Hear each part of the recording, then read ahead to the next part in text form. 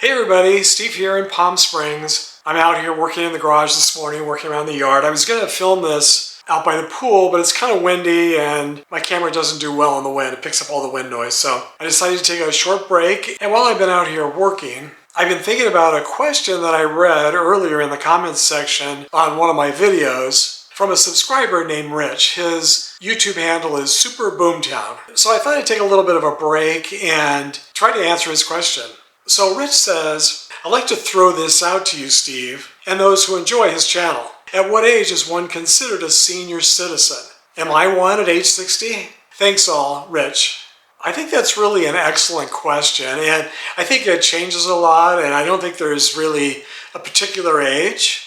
I think a lot of it depends on where you live, the culture you live in, the country you live in, the state you live in. I think it varies a lot from area to area, region to region. And I even just Googled, at what age do you officially become a senior citizen? And the response from Google pretty much said the same thing, that there really is no set age that everyone agrees on. It really varies depending on the things that I just mentioned.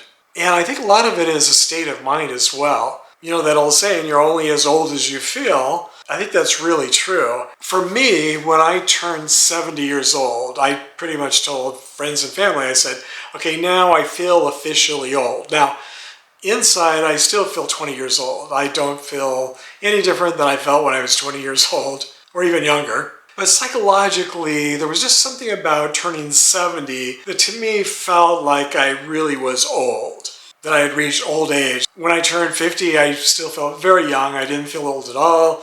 55, I didn't feel old. 60, 65. But psychologically, this year, my 70th year, I actually did at least feel officially old, even though I still don't feel old. I remember being in a doctor's office earlier this year, and you fill out the information, and I had to put my age, and I put 70, and I was just like, gosh, how can I be 70 years old? I mean, that just seems so old to me. Even though 70 is the new 50, I'm sure a lot of you will say. And it's true. I mean, we're living a lot longer.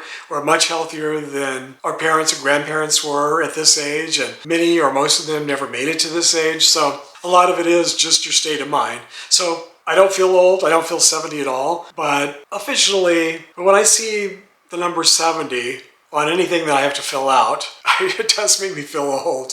And I'm guessing probably most of you would agree with that. So I also got to thinking about the things out there in the world that make you feel old. I think for a lot of us living here in the US, I don't know if they're international, if it's just national, but AARP, the organization and magazine, I think once they contact you and say, you're old enough now to be a member, I think for a lot of people, it's sort of a wake-up call that at least you're getting older.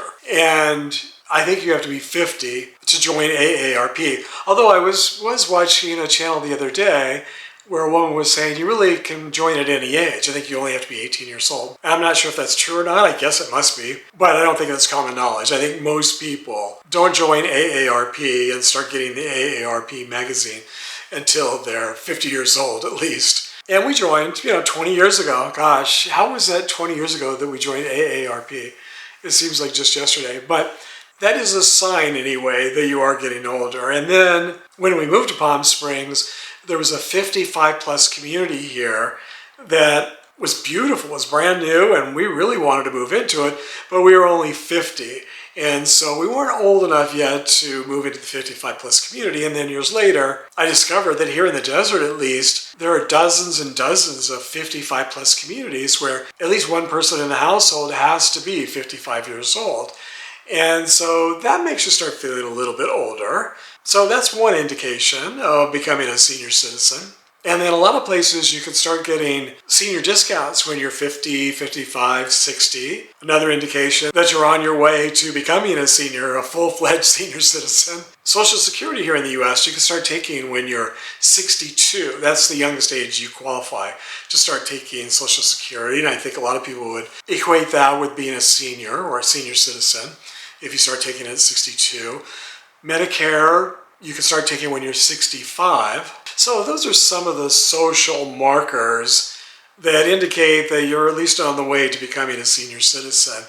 And psychologically, they might make you start thinking a little bit differently about how old you are. I think also for me, physicality plays a big part of it. I'm out walking again. I had my heart procedure a month and a half ago, and I'm back out walking. I walked an hour and a half this morning around the neighborhood. And so I feel back to normal almost. I'm almost 100% back to normal, except for the medications that I'm taking, that the side effects are making me feel very sleepy and very dizzy at times, and not back to normal 100%, but it's not because of me, I don't think. It's because of the medication, the side effect of the medications. I think because of that, psychologically, I still feel young, being able to be active and to be able to walk. When my mom turned 80 years old, she was like a lot of people her age, back in her generation. She was like, oh, don't tell anybody. I don't want to share my age. I don't want to tell anyone how old I am. I said, you should be proud that you made it to 80 years old. So many people never make it to 80 years old. And so she started thinking about that. And I think then she really did change her attitude about it and realize, yeah, I should be bragging that I'm 80 years old. And so she was kind of happy that she had reached 80 and didn't mind talking about it once she just sort of changed her mindset about it. But once she turned 80, she definitely seemed like what I would consider a senior citizen. She really had to stop walking. She really couldn't walk and exercise very much anymore. Just didn't enjoy it. It was painful, and she started getting very dizzy. I think a lot from her medications, and she was falling down all the time. I mean, we used to joke that she was just made of rubber because she would just fall down and bounce right back up, never broke anything, and that seemed like a really good thing, at least, that she wasn't breaking any bones or anything, but it seemed like hardly a week went by where she didn't fall down or trip over something. And so she finally, I think it scared her, and she didn't want to press her luck. So she stopped walking because she knew she wasn't steady on her feet anymore. I think once you're to that point where you're not able to walk freely the way you always had, she used to walk her dogs every day. She could no longer do that. And her neighbors would help out with things like that. So once you need help with some of the basic things like that, I think then probably psychologically you feel like a senior citizen. I think other people start thinking of you as a senior citizen. So for me, I'm thinking probably 80, 85 if I'm lucky enough to live that long. I think then I'll probably consider myself a senior citizen. At 70, I do consider myself officially old, but I don't consider myself a senior citizen yet. So for Rich, I'm throwing that question out to all of you to find out what you think. What age do you think qualifies you as a senior citizen or an officially old person? I'm really curious how many of you agree with me or if you have different ages. It's always a lot of fun reading the comments. So I guess my break is over. It's time to get back to cleaning the garage. Just want to take this quick break to share this question with you.